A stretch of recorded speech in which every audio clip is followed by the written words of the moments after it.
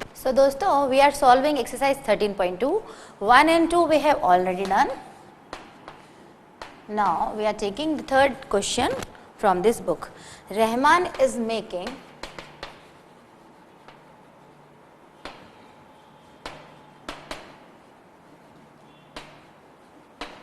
a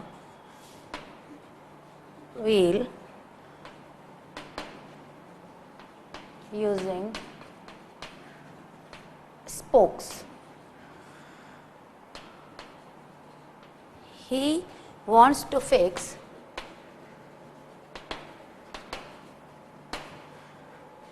equal spokes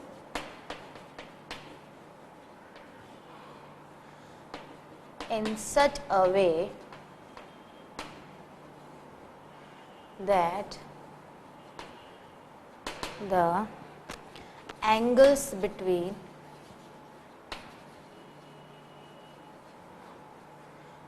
any pair of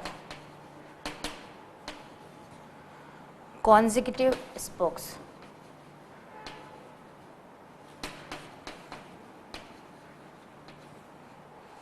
are equal.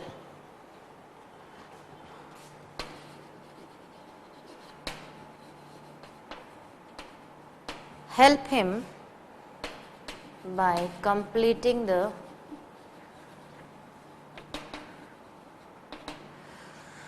following table.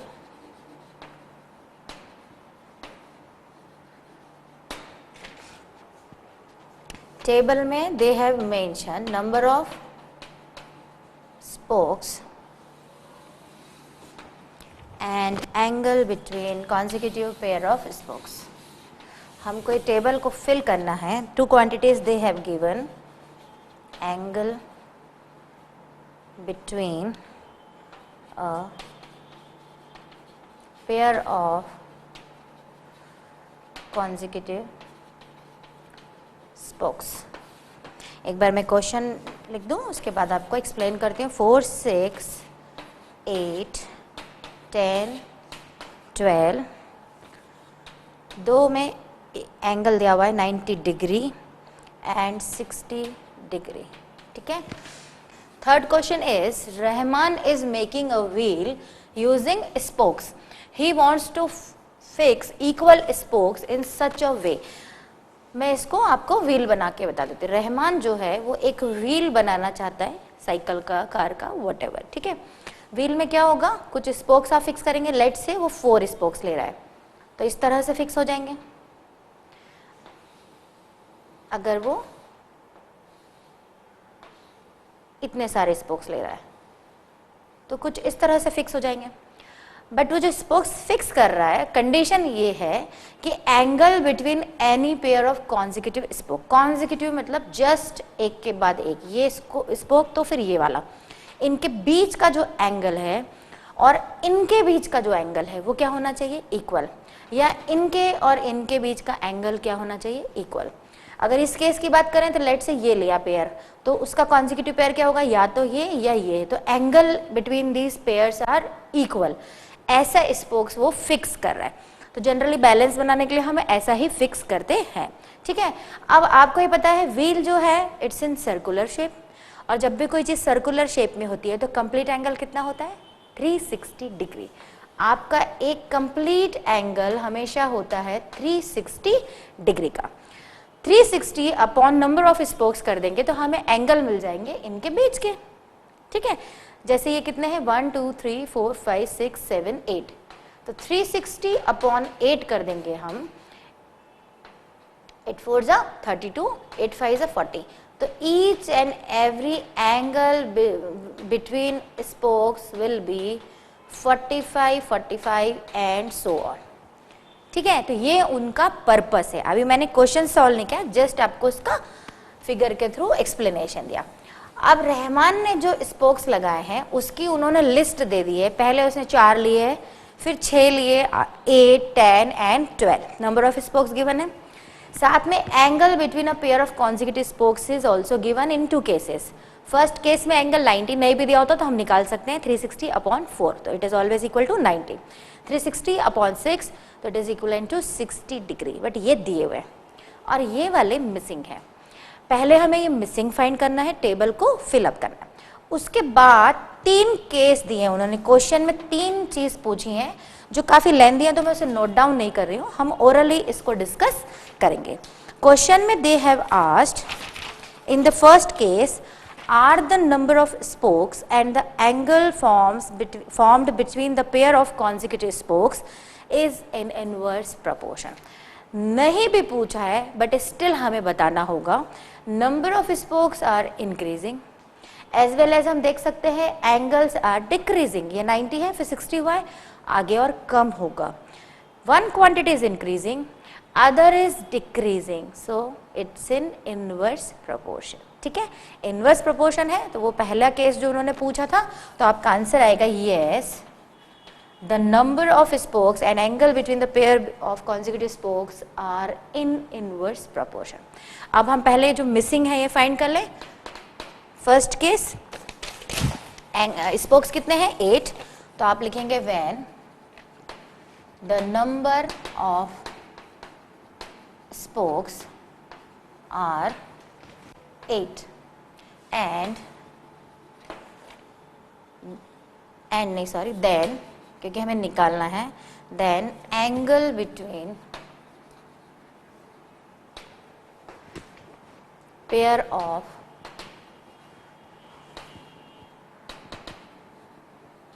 consecutive spokes is equal to क्या होगा, total angle, एक बार लिख दे रही हूं मैं फिर जरूरत नहीं पड़ेगी, between them upon number of spokes. ठीक है, total angle is 360 degree and number of spokes are 8, इसको हम कट डाउन करेंगे तो आंसर विल बी 45 डिग्री। तो यहाँ पर आपका आ जाएगा 45 डिग्री। सेकेंड केस में आप ये सब सारा कुछ लिखेंगे, मैं डायरेक्ट निकाल देती हूँ। 360 upon number of spokes are 10, 0 0 cancel, 36 degree. So in this case the angle between them is 36 degree. Third is 12, total angle is 360 degree, number of spokes are 12, तो ये आ जाएगा आपका 12 3 36 मीन्स 30 डिग्री। यहाँ तक तो आपने केवल अभी टेबल को फिलअप किया है। अब यही क्वेश्चन के 3 पार्ट थे, जिसमें फर्स्ट तो उन्होंने पूछा था कि are they in inverse variation, तो हमने बता दिया कि they are in inverse variation और प्रोपोर्शन। आपको यहाँ वो लाइन मेंशन भी करनी है कि the relation between number of spokes and angle between this is in inverse proportion. ठीक है, अब second part of this question is calculate the angle between a pair of consecutive spokes on a wheel with 15 spokes. मतलब इसी table को वो आगे बढ़ाने को बोल रहे हैं और अब नंबर ऑफ स्पोक्स वो दे रहे हैं 15, तो भी कुछ नहीं, हमारा क्या हो जाएगा यहाँ पर 360 अपॉन 15, हम इसको सॉल्व कर लेंगे, 15 2 30, 15 4 60, 24 डिग्री आ जाएगा। ठीक है, ये हमने निकाल लिया। लास्ट मीन सेकेंड का आंसर आपका क्या होगा इस क्वेश्चन के according, the second part of this question is equal to 24 degree. Now last, how many spokes would be needed if the angle between a pair of consecutive spokes is 40 degree. थोड़ा सा change कर दिया, अभी तक आपको number of spokes दिया हुआ था, now they are giving angle. अब हमें ये फाइंड करना है। अब हमें यहाँ पर ये फाइंड करने के लिए क्या करना होगा, एक तो आप ओरली कर सकते हैं, 360 अपॉन 40 कर दें तो नंबर ऑफ स्पोक्स आ जाएंगे, ओरली अगर करें तो। बट हम इसको ओरली नहीं करेंगे बिकॉज ये इनवर्स वेरिएशन है, तो हम इसको फॉर्मूले के थ्रू करके बताएंगे। इनवर्स है मीन्स प्रोडक्ट है, प्रोडक्ट लगेगा, अगर डायरेक्ट होता है तो रेशो लगता है, तो इनवर्स है तो प्रोडक्ट होगा। Product of 2 quantities is equal to product of another 2 quantities. तो हम कोई भी इसमें से ले लें, लेट्स से हमने ये ले लिया, तो हम लिखेंगे third part of this question, because these 2 quantities are in inverse variation, वो आप स्टेटमेंट लिखेंगे, that's why 4 into 90 is equals to x into 40। ठीक है, अब क्या होगा x इंटू 40, इसको रीअरेंज किया because variable should be at left hand side, x equals to 4 into 90 upon 40, 0 0 cancel, 4 से 4 cancel, x equals to 9 degree, 9 degree नहीं sorry, number of spokes है x, तो x हो जाएगा 9, means number of spokes are 9, then the angle between them is 40 degree. But यहाँ पर degree दे दी थी और हमें क्या बोला था, नंबर ऑफ स्पोक्स निकालिए। तो क्वेश्चन ऐसे सिंपल था पर इसमें मिसिंग बहुत ज़्यादा था। Question number 4 is if a box of sweets, ये आपकी नॉर्मल लाइफ से रिलेटेड है, if box of sweets is divided among 24 children। Generally हम बर्थडे वगैरह करते हैं तो हमारे पास एक बॉक्स ऑफ स्वीट्स है जिसको हमें 24 स्टूडेंट्स नहीं, चिल्ड्रन में डिवाइड करना है, ठीक है। They will get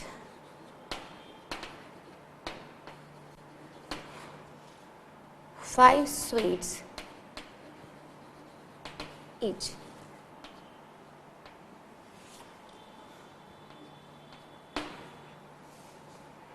How many would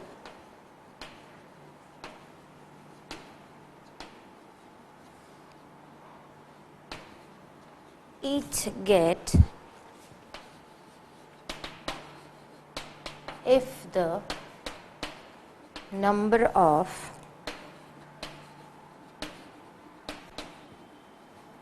children is reduced by 4। बहुत ही सिंपल सा और आपकी रूटीन लाइफ से रिलेटेड क्वेश्चन है। एक स्वीट का बॉक्स है, 24 चिल्ड्रन में आपको डिवाइड करना है। तो सबसे पहले स्वीट कितनी होंगी, और हर चिल्ड्रन को, each and every children is getting 5 sweets, means total sweets कितनी है आपके पास। सबसे पहले तो आप ये कैलकुलेट कर लें, आप लिखें number of children are 24। Second case में each child is getting 5 sweets, each लिख दिया तो अब यहाँ जरूरत नहीं, 5 sweets। So the total number of sweets are, so the total number of sweets in a box, box में कितनी थी हम ये पता कर लेंगे, 24 इंटू 5, 5 4 ज़ा 20, 5 2 ज़ा 10 एंड 2 12, 120 स्वीट्स के पीसेस आपके पास थे। नाउ जब 24 चिल्ड्रन थे तो इक्वली मिल रहा था 5 स्वीट्स। अब 4 चिल्ड्रन समहाउ या तो आ नहीं पाए या किसी कारण से चले गए, तो अब चिल्ड्रन क्या हो गए, रिड्यूस हो गए। सो अब न्यू आपके पास कितनी क्वांटिटी बची, 24 में से 4 रिड्यूस्ड हो गए, तो नाउ चिल्ड्रंस आर 20, ठीक है। तो अब आप लिखेंगे if the number of children is reduced by 4, then how much children left? 24 minus 20 children left, 24 minus 4 means 20, है ना। by mistake I have said 20, 24 minus 4 is equal to 20। अब स्वीट तो आपके पास बॉक्स में 120 है और चार चिल्ड्रन या फ्रेंड्स चले गए, तो अब 20 हो चुके हैं, तो कितनी स्वीट्स मिलेंगी अब ज़्यादा मिलेंगी, 6 हो जाएंगी। Each and every person will get 6 sweets, क्योंकि 4 लोग किसी कारण से बाहर चले गए, तो हमें फ़ायदा हो गया ना। जो भी स्टूडेंट्स या चिल्ड्रन थे तो उनको तो और मज़े हो गए। तो अब क्या होगा आपका, each child will get how much sweets, 6। अभी मैंने आपको जस्ट बताया, each child will get 120 upon 20 means 6 sweets। बहुत सिंपल सा एग्जाम्पल था। ये बॉक्स था, इसमें आपके पास बहुत सारी स्वीट थी, टोटल स्वीट कैलकुलेट करी हमने तो वो थी 120 पीसेस, राइट। पहले हमें से 24 चिल्ड्रन में डिस्ट्रीब्यूट करना था, बट 4 चिल्ड्रन समहाउ उस वजह से बाहर चले गए, तो अब हमें 20 में करना है, तो ऑब्वियसली ज़्यादा मिलेंगी। पहले हर चिल्ड्रन को 5 मिल रही थी, अब 6 मिलेंगी। ठीक है, ये था अच्छा सा question. Now question number 5 is again a very simple example. A farmer has enough food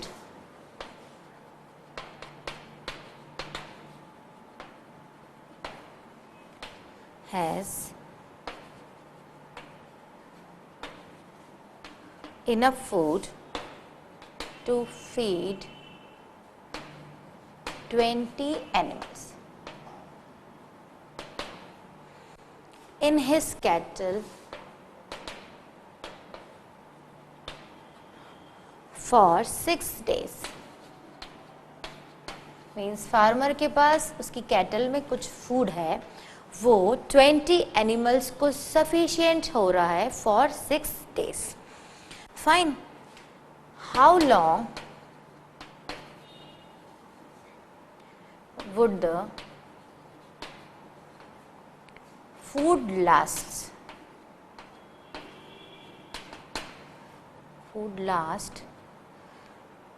if there were 10 more animals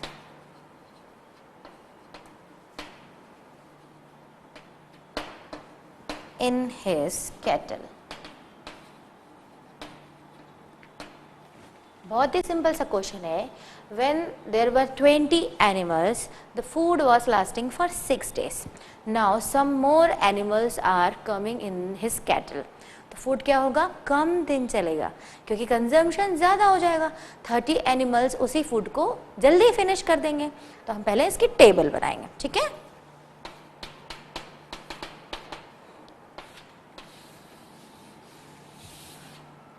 inverse का एग्जाम्पल है, ये आपको क्लियर हो गया, बट स्टिल एक बार हम और डिस्कस करेंगे। और हमें दिया हुआ है डेज। एनिमल्स जब 20 हैं, then food is sufficient for 6 days. Now animals are 30, उसके लिए आप अलग से यहाँ पर लिखेंगे लेट नहीं, ऑलरेडी गिवन है। Earlier the animals were 20.